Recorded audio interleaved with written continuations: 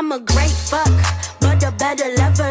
Open carry, pussy lethal like I'm Danny Glover. I might steal a bike, drive it through the suburbs. Got your daddy cuffed up like he undercover. Crop top, little waist, tiny titties in your face. Drop top, big subs, I'm like Mickey Super Bass. Got your windows fogged up, cause I'm hot like Nelly. I know what you want, so get in my get like me. Nah, you wish you could never, ever, ever be that bitch. Get like me. Nah, you wish.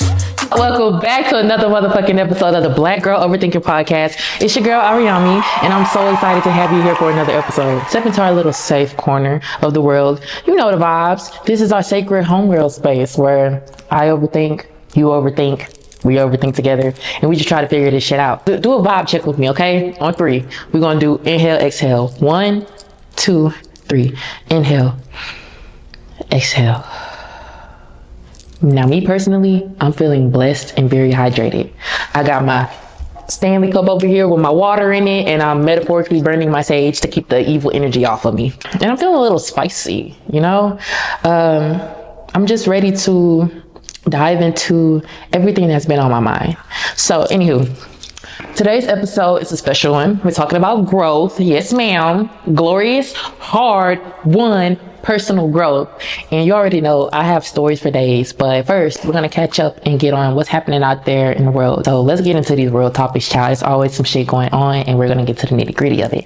So the first thing that I want to talk about, which something is I'm very excited about, because y'all know I am a die-hard lover girl. No matter how I try to flip it, switch it, turn it, whatever, I'm a lover girl. So one thing I want to talk about is Mariah the Scientist's Burning Blue in the Summer Walker interview that she did. Sis has had me in my feelings this week with her new song Burning Blue. Have y'all heard it yet? If not, go ahead and pause this and go stream it right now. Well, actually, wait, before you do that, let's just finish the podcast first and then you can go stream it. But seriously though, Mariah came through with this beautiful track, and it's like really sultry R&B, like a slow burner kind of vibe that's perfect for them late night overthinking sessions, you know, something that I tend to do very often. She's basically like painting with her feelings. It's something that she does very naturally. She sings about being cold as ice emotionally and just real guarded and distant until the right person comes along and thaws her out. And she even calls that like the lover that she's talking about, a fire-breathing creature. That's what she references him as. Like, he's bringing all this heat to her life, like that fire and ice imagery for love. And it's just so beautiful. It's like a deep love and emotional vulnerability. It's all over the song, and you can hear it in how her voice just floats on the track with this haunting softness. Like she's trying to play it cool, but can't help melting a little bit because sis is being vulnerable. So I felt that because I've done that multiple times, and y'all know that just from plenty of other episodes. But just picture this: you're this independent, I don't catch feelings type, but then that one person comes along to melt you like butter, like on a hot biscuit. That's Mariah in the song. It is very relatable. It's a push and pull between I want to protect my heart and damn, you got me catching feelings. Like, she's basically saying love can be dangerous but irresistible. A combustion of opposites where cold meets hot. And as an overthinker, I feel like I love a good conflicting emotional scenario because I'm in that zone 9 times out of 10, like a lot. She didn't just stop there. I actually watched the interview that she did with Summer Walker, and she gets into the concept of the album, which was very fucking cool. First of all, by the way, can we talk about how much we love Summer Walker playing interviewer? Yes, I'm definitely here for that. She interviews a whole lot of people, but the two of them, they have a key, and Mariah dropped some insights about the concept behind her album, and she just said basically the whole thing is built around this image of a little green toy soldier. And at first I was like, a toy soldier, but then she explained it and my mind was blown because it got very deep. She described that little green toy soldier as like symbolizing this fierce devotion and vulnerability at the same time. Like, think about a toy soldier, how they're tiny and how they're often overlooked, but it represents someone who's ready to fight and even die for how she loves, all in, 10 toes down, ride or die, but often feeling small or underestimated in the process. And that's the metaphor for deep love if I ever heard one, because women, especially Black women, can be so loyal and ride or die in love that we'll go to war for our people, yet folks will still play us like we're something small. And so that duality of being both strong and overlooked. I feel like Mariah captured that perfectly. And can we talk about the green soldier metaphor a little bit more, because it really made me just start to analyze my own love life, that image of being and willing to fight and die for love, but feeling like your efforts are toy sized. And that just hit me so hard, because it's like you pour all of your energy into someone. You cook, you clean, you care, you show up. Basically, you marching for them, but then they still treat you like you plastic. And she said that best. Like, it's personal, but it's universal. Being vulnerable can feel scary like fire, but it can also be the only thing warm enough to melt our defenses. That's a grown woman R&B queen right there. Now, the next thing that I want to get into that's been on my mind heavily ever since I've seen it is Sinners. I know there have been a lot of opinions on it. The film is set post World War I in the Jim Crow era, Mississippi Delta. It follows two brothers, both played by Michael B. Jordan, double the finest. Thank you, Ryan, for that. Who came back home to open a juke joint.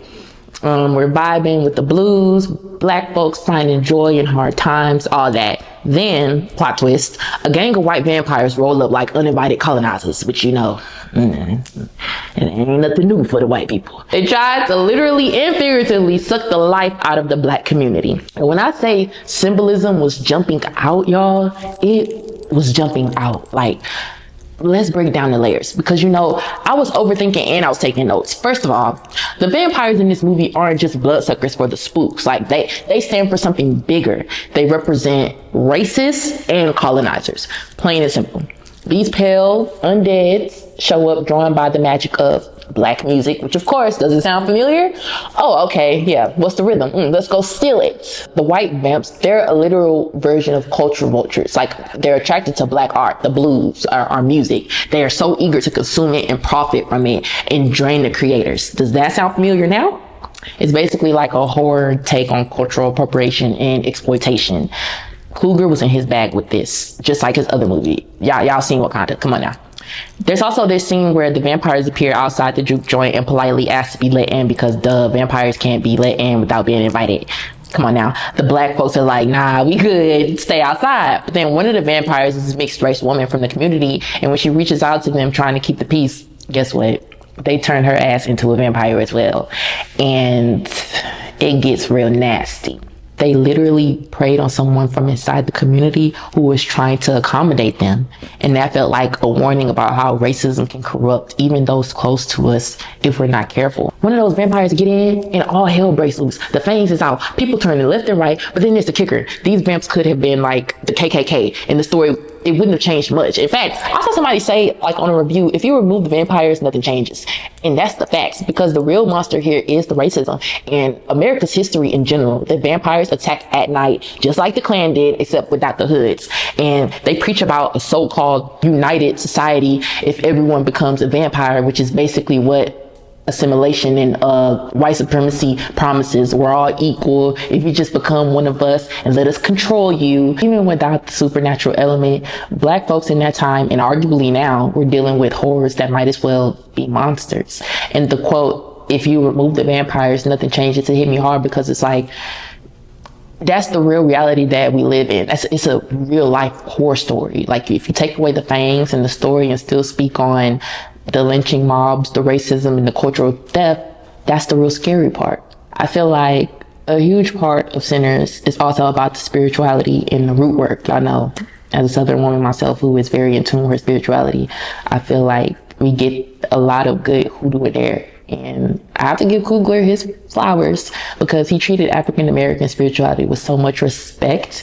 He even had a hoodoo consultant on the set. I think her name is Dr. Yvonne Chiru. I don't know how to pronounce it, but I know it's Dr. Yvonne something. But to make sure that they portrayed everything right, and it shows. The film doesn't do that Hollywood thing of demonizing our ancestral practices. Instead, he uplifts it and he links the power of the blues music to the power of hoodoo, showing that there are two sides of the same coin, and they're both rooted in black pain, resilience, and faith. Blues is the music of hoodoo, meaning our music has always been spiritual, a form of magic and healing. And I feel like Coogler depicts the juke joint performance is almost like church. One of the characters, which is my favorite character, is Annie, who's played by Wumi. I can't really pronounce her last name, but she's a hoodoo priestess, and she's not out here for the colonizer bullshit. She uses her root work, her herbs, prayers, the whole toolkit to protect her people. And seeing a Black woman's ancestral knowledge save the day on a screen in real time, that gave me the chills and a lot of pride. And I feel like Coogler really said our magic is valid and is powerful. There's a scene where the head vampire mimic, he has like this Irish accent, and he's a freaking super bloodsucker, but he starts doing an Irish step dance in the middle of the vampire hold down. I was like, not y'all giving us Stomp the Yard, Transylvania edition. The movie is unafraid to look like silly. Like everything wasn't super serious, which I love how he blended that intense gut-wrenching moments with these did they really just do that kind of bits of humor in camp. It all flowed beautifully, because like one moment you're seeing an epic spiritual blues performance that literally summons the ancestral spirits, and that scene alone deserves an Oscar, by the way. But the next minute you got vampires outside the club singing Irish folk songs and jigging. Black life, even under oppression, isn't 100% doom and gloom. We find laughter in the dark, and Coogler did like a really great job of depicting that. He mixed the genres of crime drama, horror, musical comedy, just everything. And I said all that to say, definitely check out Sinners if you haven't. Just be ready. It's got teeth in more ways than one. Let's shift the energy back up a bit and pivot to our main topic of the day. And it's a good one. I've been itching to get this out, okay? Today's episode topic is about the real measure of growth. So often we think that growth is measured in years and in accomplishments and how zen we appear, or on a good day. But baby, I've learned that the truest measure of how much you've grown is what you do when you get triggered. Yes, those moments when somebody or something presses your buttons, that's when your evolution or lack thereof really shows up. It's easy to be healed and at peace when life is smooth and you're getting everything you want and then some. You're doing your yoga, you're saying your affirmations, you're lighting your candles, you feel like you're God's favorite child. Yeah, that's me on a Sunday morning, okay? I'll be up in there like I'm unbothered, I'm aligned, namaste. But catch me on a Monday at 9 a.m. when somebody cuts me the fuck off in traffic, and when I open an email full of bullshit, then suddenly that whole Buddha mindset and that woosah, that gets tested real quick. The difference between old me and evolved me is how I react in that split second. Because growth isn't how many crystals you own or how many self-help books you read. Growth is when that one person who always used to get you acting crazy and on some bullshit and tries you, and you respond in a new way. Yes, I had a temper. I am sweet, but if you push the right or wrong buttons, then I can slice you up real good with my words. I am the queen of clapbacks, okay? My mouth is reckless, and low-key, that's something that I am proud of. I'm not one of those who turns the other cheek. Well, I wasn't one of those who turns the other cheek so easily. It was more like you want to fuck around? Okay, you gonna find out. Because I didn't know that much about growth. So anyway, fast forward to recently, I've been working on myself. I've been doing the healing. I'm trying to respond, not react. All that good stuff. So I thought I had grown. I swore I was a changed woman out here giving out Zen vibes. Well, life decided to test that theory. And a couple weeks ago, I'm at this networking event, which I hate networking events. I was trying to be grown and do a grown woman business thing. It never works out. Everything's cool until this one girl I barely know. We're gonna call her fucking Tasha. She starts talking slick in front of a group out of nowhere and makes a little snide remark about a project that I did, basically trying to downplay my success loud enough for people to hear. And it was one of those backhanded compliments that had like microaggressions written all over it. Like, you know, the type that smile in your face, but the words are cutting. Okay. So I felt my old self start to ignite inside me. Like, okay, bitch, you feeling froggy. Okay, you know, my heart started pounding. That heat's rising in my chest. My palms get to itching, and not like I got no money coming. No. The old me was like, tag me in. I'm on that bitch. Like, is we dragging her or not? I had like a one linear, like, ready to launch what would have read that motherfucker to filth. I'm talking scorch the earth, leave no wig unshifted type of breed.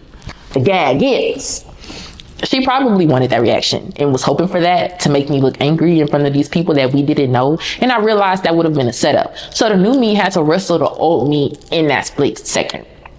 So I looked at her, I took a breath, and I said, you know what? I'm gonna let you make it.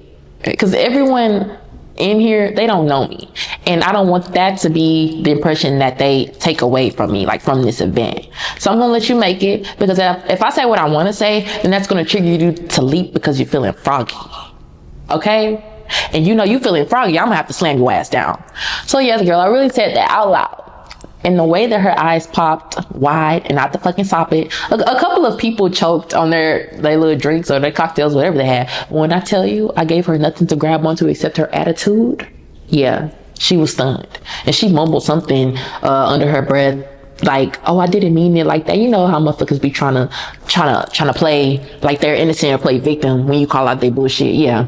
But anyway, old me would have either A, gone full Tasmanian devil and cursed her the fuck out and then maybe talked about her bad weave in the process, or B, gotten so upset that I leave in tears because I really wanted to fight and I know that I couldn't, and I just had to swallow it and let it fester and vent about it later. But what did I do? I did what the evolved me would do, the new me, the current me. And I said, I could cut back, but I see what you're doing and you're not worth the energy, boo. I kept it cute, but put her on notice that I did peep the shade, and I'm gonna let you make it. I'm gonna let you make it. I'm giving you that courtesy. I'm gonna spare you today. The old me had to say something. I had to let it be known that, like, you tried me, but I'm gonna let you make it. But I can get very nasty with it. And the crazy thing is that was grown. It might not have been saint-like silence, but it was progress. I didn't raise my voice. I didn't insult her directly. I guess, subtle shade doesn't count, but I did set a boundary right then and there. You will not play with me, especially in public. And I did it without going off or letting my emotions take over, which is something I'm very proud of. That's growth. And the measure of it was the 30-second encounter where my past self and present self had a showdown, and my present self won. And that's when I knew that the work that I've been doing is actually kicking. It's kicking ass, and it's actually working. Growth often shows up in the uncomfortable moments. It's like a tea bag. You don't know how strong it is until it's in hot water. And we don't see our own evolution when everything's easy and lovely. We only see it when we're being tested, and when someone comes at us sideways, or when a situation doesn't go the way that we pictured it going, or when life hits that nerve that used to send you into a fucking crazy spiral. Those triggers are mirrors. They reflect back to you exactly how far you've come or how far you still have to go. Growth doesn't mean you became a doormat or a mute. A lot of people think evolving means you never respond or you're just namaste 24/7, but nah. Sometimes growth is deciding not to give somebody the worst version of you, even when they deserve it. And that's power. It's picking your battles wisely. And I know that's cliche, but there's so much power in that. And it's having the power to clap back and choosing not to use it every time in that moment. And with that girl, I feel like I exercised a restraint and I maintained my self-respect, because the old me thought speaking my mind no matter what was self-respect. But the new me learned that self-respect can also look like walking away when my peace is being attacked. And every action doesn't need a reaction, especially if the reaction costs your peace or your reputation. And I know that now, growing, I have much more to lose. So yeah, I'm proud of me for that. But let's not get it twisted. I'm not out here being perfect. There are still days when Miss Patty LaBelle in me makes an appearance when she needs to. Growth isn't linear. Sometimes it's a squiggly line upward. Sometimes, you gotta do what you gotta do. But afterwards, I was shook in the car like, damn, that was very calm of me to do that. I am so proud of myself. And I had to call my friend and tell her, and she was like, yeah, you really did your big one, because I know the old you would have stomped the bitch out real fast and real quick. But you're a growing, changing woman, and I'm proud of you. I want y'all to think about your own growth moments. Think of like a scenario that probably used to absolutely set you the fuck off, maybe. Or maybe an ex who could trigger you into a crying mess, or a family member who knew exactly how to push your buttons. We all got them. Or if you had like a recent moment with them or someone similar where you responded differently. Did you catch yourself reacting in a healthy way? That right there is going to tell you how much progress you're making as a person with your growth, honestly. And it's easy to miss it because it's not like we get a diploma each time we level up emotionally. Nobody hands you a certificate or congratulations, you didn't text your toxic ex back, or congratulations, you didn't beat that bitch ass. But those moments are proof. I'll drop a little metaphor that I've been chewing on. Growth is like a tree. You don't notice it getting taller or stronger day to day, but let a storm roll through and that tree that would have been uprooted a year ago now stays standing.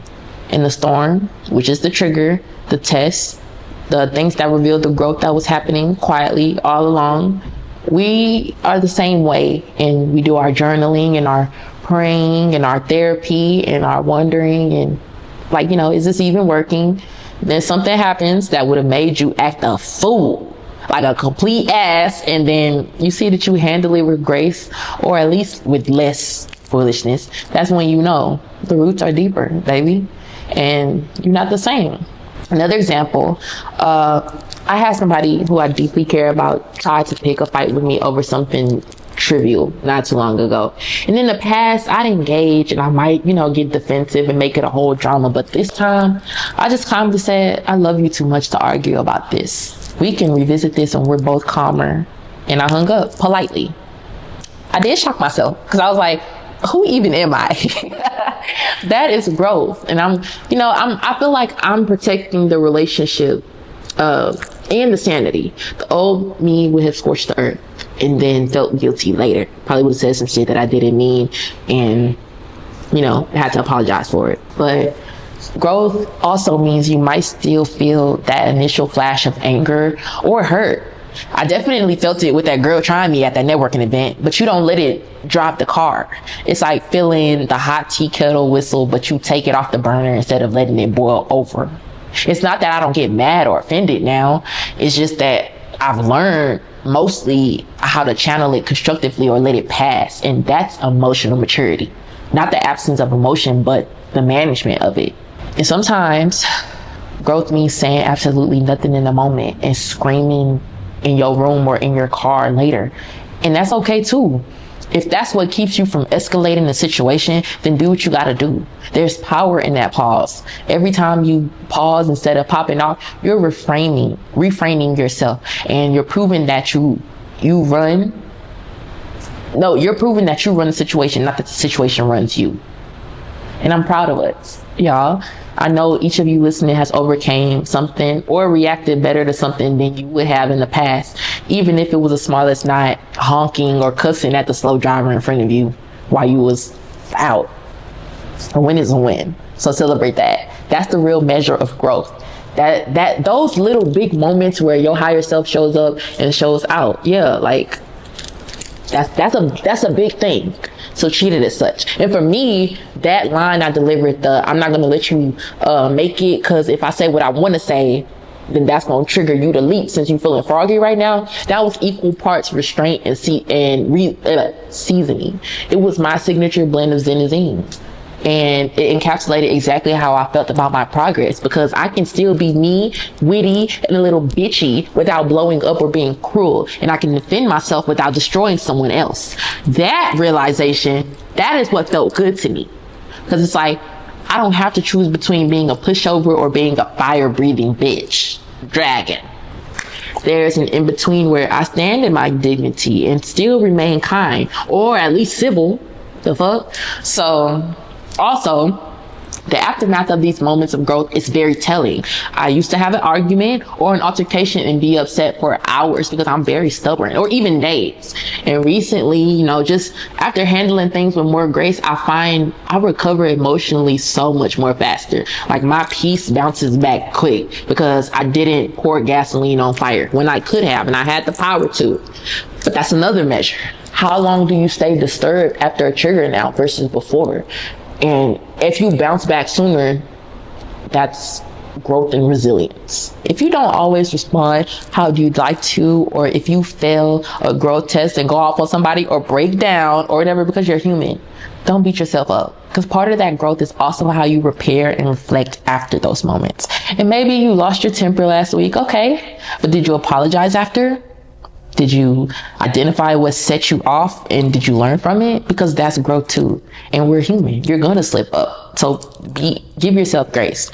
The goal is fewer slips and better recovery. Okay. I feel like I just preached a mini sermon to myself there.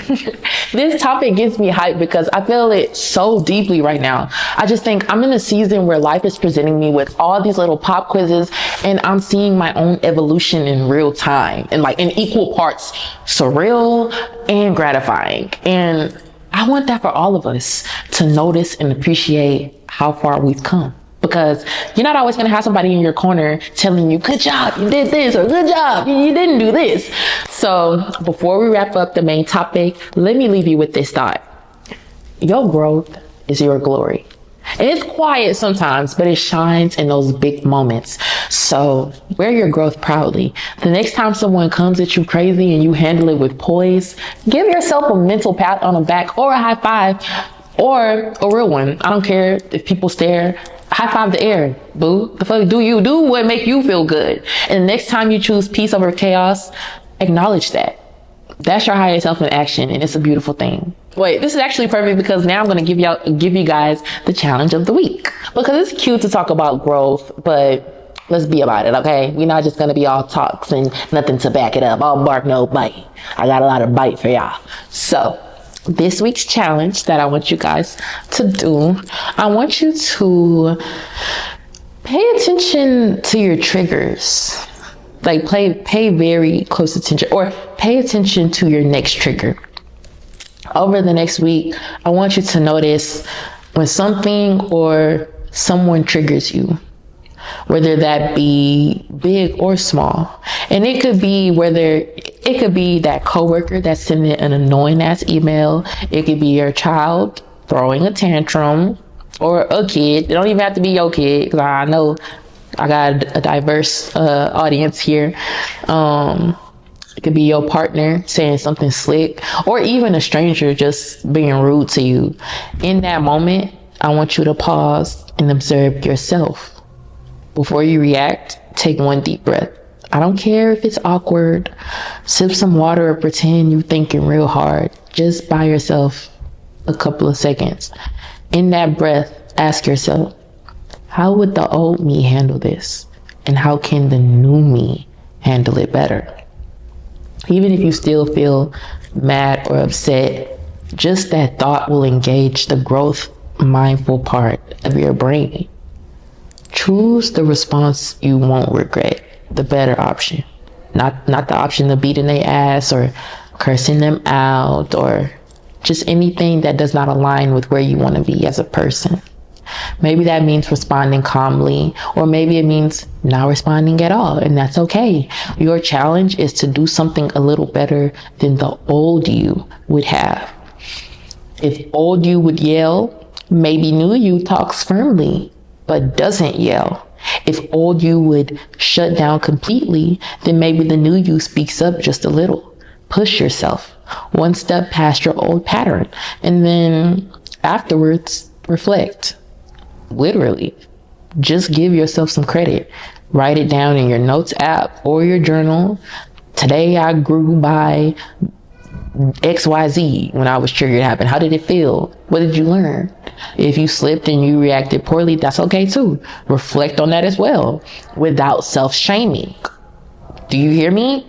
Without self-shaming.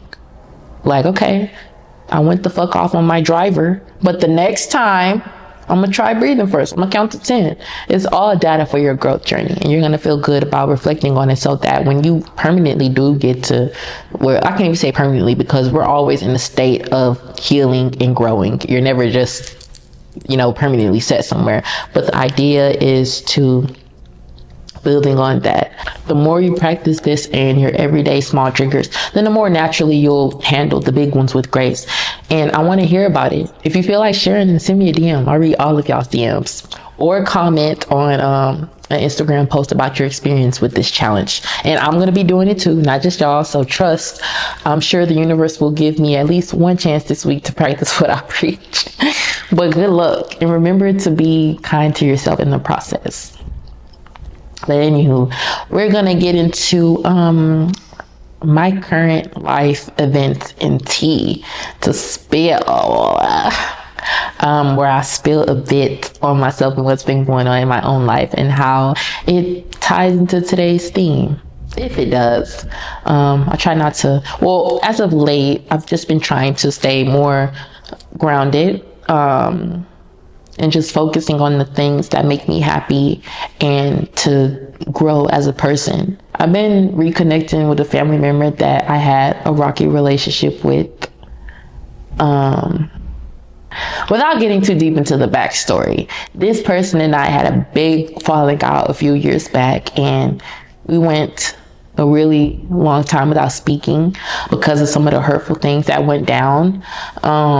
It's one of those complicated dynamics where there was love, but also a lot of pain and disappointment. I'm not talking to this person directly, but I'm just, I'm healing from the situation. I'm not running from the situation anymore. It was something that really hurt me. And I'm looking at it through a new lens now. And when I tell you that the growth has been called to the forefront daily, the old me harbored a lot of resentment. I had a whole script in my head of everything that this person did wrong and how they hurt me. And I was low-key waiting for an apology that never really came in the way that I imagined. But here we are, making an effort. Small steps like texting me motivational quotes in the morning, so random, but I see you trying, asking to have lunch, shit like that. First time we met up in person after our estrangement, I was nervous, y'all. Trigger on standby. I was worried he'd say something that would set me off, like diminish what happened or not acknowledge my feelings. And in the past, that's exactly what would have happened. And I'd leave our conversation angry or in tears. But I went with the mindset of how I react is my choice. And that was new for me, applying these things to my real life. So we sat down. Sure enough, early in the convo, he made a comment that rubbed me the wrong way. Something like, you've always been sensitive. And inside, I was just like, here we go. Here we fucking go. My chest did get tight. And in the past, I would have definitely snapped. And this was the part where I would have been like, oh, and you also, my little whatever I had to say. But I heard a little voice, probably my therapist's voice, in my head say, breathe, just breathe, just breathe. Choose your response. And I took a sip of my drink, having literal tea during my metaphorical tea, and I calmly said, I am sensitive, and that's not a bad thing. It means I feel things deeply. And then I gently but directly added, I'd like us to talk about why I felt hurt, if you're ready for that conversation. I didn't say it like that, but we talked, y'all, and he actually listened, because I didn't lash out and he didn't get defensive. It was like magic. I spoke from the heart, not from a place of accusation, but just explaining my feelings. And I said my piece without yelling or blaming, just truthfully. It hurt me when you did this, or when you didn't do this, or when you said this. I needed support and I felt abandoned during this, etc. And I looked him in his eyes, and my voice was trembling a little bit, and I was vulnerable. But he apologized. He did. He apologized, and sincerely, for maybe, I won't say the first time ever, but first time that I felt was like really sincere. He was like, I didn't realize how much that affected you, and I'm trying to do better. So yeah, it made me a little emotional, because I don't know how long it was that I was waiting on that moment, but not because everything was fixed. It isn't, and trust, I still have cautious guardrails up, but because I saw my growth right there at the table, and the fact that I could sit with somebody who was a huge trigger for me and not only hold my composure but also facilitate a healing conversation, that's a level up. A year or two ago, that wouldn't have happened. That would have been a shouting match or a cold silence and me shutting the fuck down because I didn't feel heard. Now, I would be lying if I said everything is roses. Whenever it's a relationship like that, I feel like it's a work in progress, and I still process new waves of old emotions that come up, but I'm proud that I can give this an honest try without the baggage dictating my every move. And I just told him the boundaries that I need, and he's been respecting them. And one boundary I said is, I'm open to reconnect, but I will not tolerate any minimizing of the past or any toxic language. And if that happens, I'm gonna kick rocks. I'm gonna get the fucking, you gonna kick rocks. Straight like that. That's a boundary. So setting that boundary was growth for me too. The younger version of me was scared. My inner child was too scared to demand what I needed from him, but now I found my voice, so it was a little bit easier. So yeah, that's my current tea.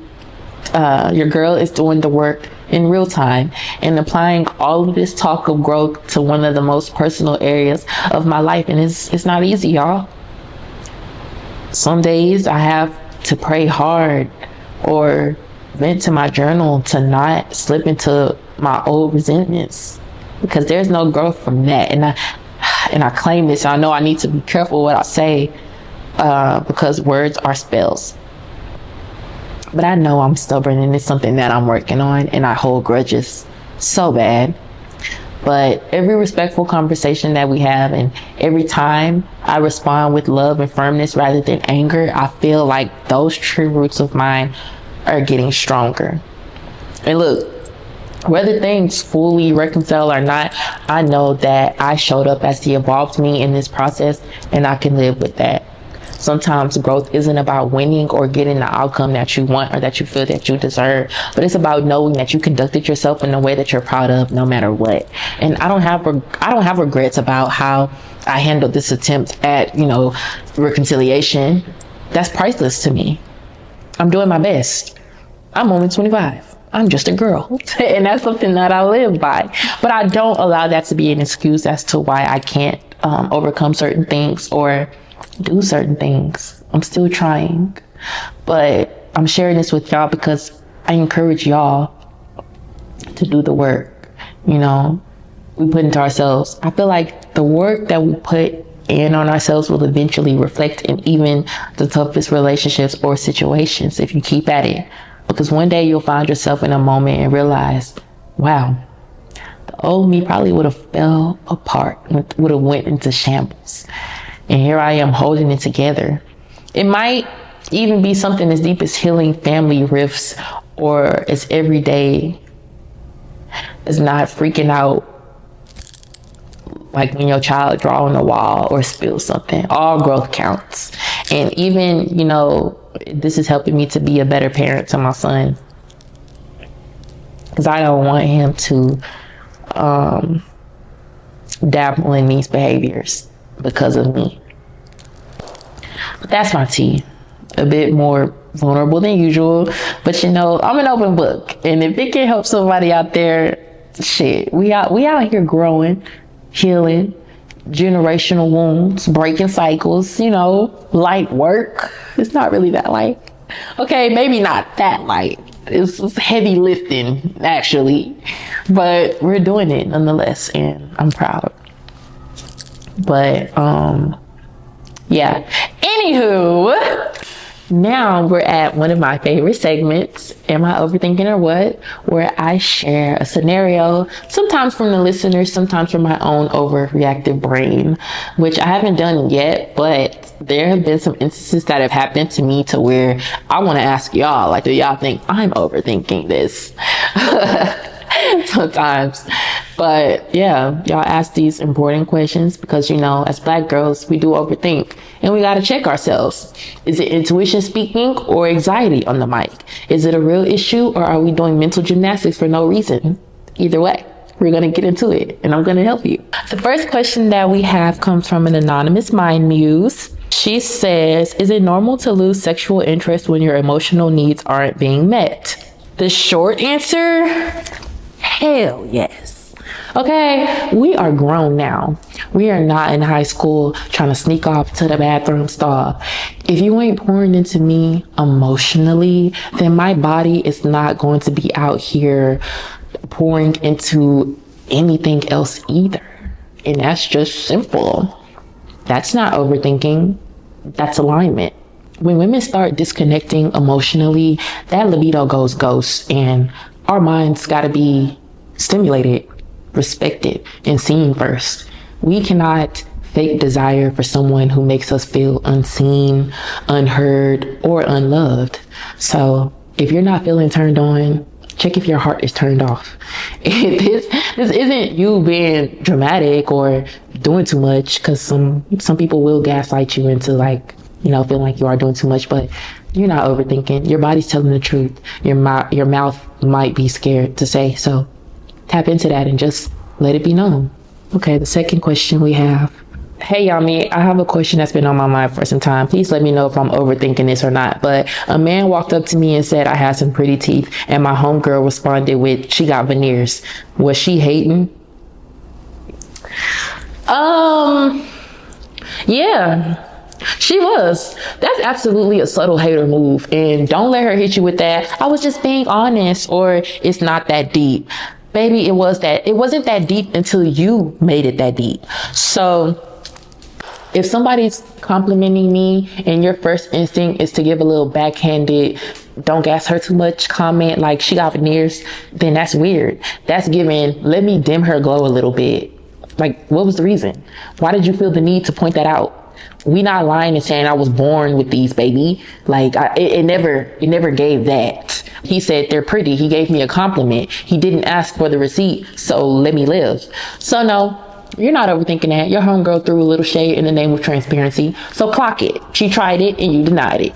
And that's not your friend. You need to cut her off before she tries to do way much more than that. It always starts with little shit like that. She's low-key envious of you. She didn't even want to let you have that. The next question. My boyfriend always turned down sex and it's starting to get to me. It's to the point where his birthday was the other day. I put on the cutest little set for him. And the second I even gave him that look, he wasn't interested. Am I overthinking or what? I feel you. Nothing will humble your sexy energy faster than rejection in the bedroom from somebody you want, especially when it's your man and on his birthday. Girl, you're not overthinking. That shit hurts, period. Now, are these possible explanations? Sure. Stress, hormones, depression, body image, issues. Men go through that stuff too. But, and this is a big but, if it's consistent, unspoken, and leaving you feeling unwanted and something is off, and it needs to be addressed, because over time, sexual rejection without communication can eat away at your confidence. That little cute little set turns into I don't even want to try this anymore, and that's not fair to you. You deserve to feel desired consistently, not just when it's convenient for him. So no, I don't think that you're being dramatic. You're not overthinking it. I think that you're just responding to a real need that needs to be met, and it's not. And how he responds when you bring it up will tell you everything. So let me know how that goes. But I'm going to bring a gratitude moment with you guys. We're going to get some gratitude. We're going to lighten up the mood and open up our hearts with gratitude. I firmly believe that gratitude is one of the best antidotes to anxiety, overthinking, and just all the heavy stuff, even on the worst days. Finding one thing to be thankful for can shift your entire energy. So let's do that together. Okay. In this moment, I want to share a few things that I'm grateful for, and I encourage you to think of a few of your own. And we'll make a little gratitude list, girl to girl. So first, I am grateful for my growth, truly. I'm grateful that I'm not who I was a year ago, or even 6 months ago, or even yesterday. I'm thankful for every hard lesson, every trigger that became a teacher, and every bit of progress, no matter how small, in my journey to become a better woman. I sometimes get caught up in who I want to be and forget to thank God for who I've already become. So I'm pausing to do that now. Thank you, Spirit, for progress. Secondly, I am grateful for the people who support my growth, from my friends who hype me up when I do something mature. They'll be like, yeah, yes, growth. And it makes me laugh. And to my mom, who's been my sounding board, and to y'all's listeners, my listeners, who create a space where I can be honest and human. I'm thankful for my therapist too. Shout out to therapy, okay? And even in a strange way, I'm grateful for the challenging people. Yes, even the people who try to throw shade at me or diminish my light because they unwillingly help me practice being a higher me. Look at God, using even the haters for my elevation. Third, I'm grateful for just the simple joys with all the deep talk today. Let me bring in the basics. I'm grateful for that bomb-ass tea I had earlier this morning, for the sunshine coming through my window, for my son, for the new season of the show that I love. Y'all tune into you. Little things, a good hair day, a hearty laugh at a meme, the way my favorite bonnet hasn't given out on me yet. Sometimes we just overthink and so much, and we just live in our head that we forget to appreciate the small tangible blessings around us. So I'm giving thanks for the simple stuff that made me smile this week. Take a second and think of 3 things that you're grateful for right now. They can be big, like your health, your family, or teeny tiny, like that yummy cupcake you had, or the fact that you finally folded the laundry and you've been procrastinating about it. Say them in your mind or out loud if you can, and feel that warmth of gratitude in your chest. It's kind of hard to overthink and feel grateful at the same time, right? So when gratitude comes in, stress goes out the door, even if it's just for a moment. I'm just feeling all warm and glowy now. So how about you? Gratitude just does that for you. Let's carry the energy forward. I'm going to give you guys an episode affirmation. We're almost at the end. So yeah, y'all know what time it is. This is where we seal all that goodness that we discussed with a positive, powerful statement. And I like to create an affirmation that ties into our theme and that you can carry with you until next time. So feel free to repeat it after me or out loud in your head and just let it sink in. I am evolving each day, and my growth shines through in how I respond to life's challenges. I remain rooted in peace, even when I'm pressed, and I'm proud of how far I've come. I give myself permission to be proud of my progress. I am stronger, wiser, and calmer than I was before, and I handle what used to handle me. I'm growing, and I am grateful. I handle what used to handle me. That line gives me chills, but in a good way, because that's growth in a nutshell. The things that used to have power over us, we now have power over. Amen. Yes, ma'am. Clock it. So write this affirmation down if it resonated with you. Stick it on your mirror, make it your phone wallpaper, or whisper it to yourself during the day. Let it remind you that you're doing the work and it's paying off. But I feel lighter and inspired, and I hope that you do too. Thank you so much for tuning into another episode of the Black Girl Overthinking podcast. And I appreciate every single one of you for listening, for laughing, for giving me that slight side-eye, bombastic side-eye, and just for thinking deeply with me and helping me also to feel like I'm seen and heard. I read all of y'all's messages in the comments, and y'all are my tribe, my mind muses, and I appreciate each and every single one of you. Give this podcast 5 stars, you guys. Throw your girl a rating or a review. Y'all know I'm trying to grow this thing, but I can't do that without y'all's help. It's like, yeah, I do love y'all's DMs and y'all's messages and your comments, and the feedback, but like, I need y'all to get more active on the podcast, and it helps folks find our little community.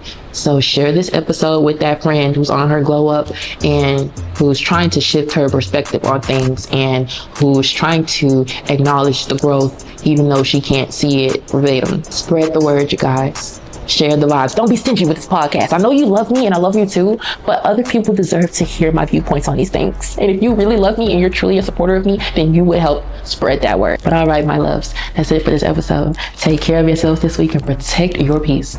Notice your growth and don't let anyone steal your joy, even if they're feeling froggy. You don't have to leave unless you decide it's worth it, because you're in control, boo. As always, stay beautiful, stay brainy, and keep overthinking just a little bit, but with intention. I love y'all, and I'll catch y'all on the next episode. Mwah.